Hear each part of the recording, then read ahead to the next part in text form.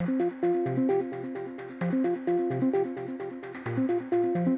a tous des freins qui permettent à notre système de défense de s'arrêter quand il faut.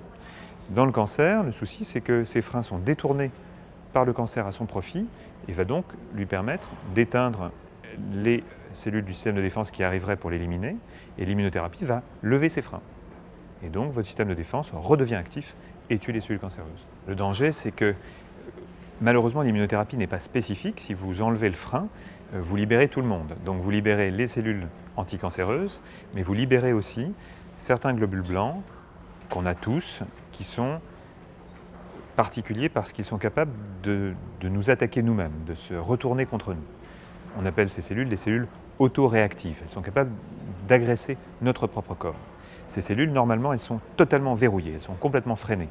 Parce que si on les libère, et c'est ce qui se produit quand on fait de l'immunothérapie anticancéreuse, eh bien, il y a un risque que ces cellules aillent attaquer nos propres organes. Et c'est pour ça que les effets secondaires de l'immunothérapie anticancéreuse, ce sont on appelle ces manifestations, des manifestations auto-immunes. Et donc vous pouvez avoir une destruction de la thyroïde, par exemple, ou des boutons sur la peau, parce que votre système de défense va reconnaître la thyroïde ou la peau comme étrangère. On a pour les immunothérapies par anticorps immunomodulateurs une toxicité qui, n'est pas certaine, des patients ne vont pas faire de toxicité, et deux, la survenue de cette toxicité peut se faire de façon décalée dans le temps. Et elle survient généralement après le premier mois de traitement. On n'a très souvent pas d'effet indésirable le premier mois de traitement. Et en revanche, on a l'essentiel des effets indésirables qui surviennent entre le 2e mois et le 6e mois de traitement. Ça veut dire quoi? Ça veut dire qu'il faut être vigilant pendant la première année de traitement par immunothérapie sur tout nouveau symptôme qui pourrait apparaître et qui pourrait être en fait le signe d'une réaction inflammatoire ou auto-immune sur un organe particulier, mais de façon retardée dans le temps.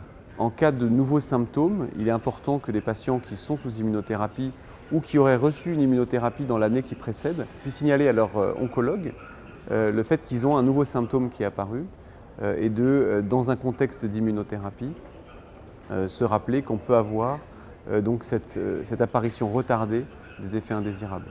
On a un certain type d'effets indésirables des immunothérapies qui peuvent être non réversibles. C'est notamment les toxicités qui touchent les organes endocriniens, c'est-à-dire les organes qui fabriquent des hormones. Et on peut avoir par exemple des toxicités thyroïdiennes qui sont les plus fréquentes avec une hypothyroïdie qui apparaît et auquel cas les patients doivent être supplémentés avec une prise d'hormones quotidienne, d'hormones thyroïdiennes.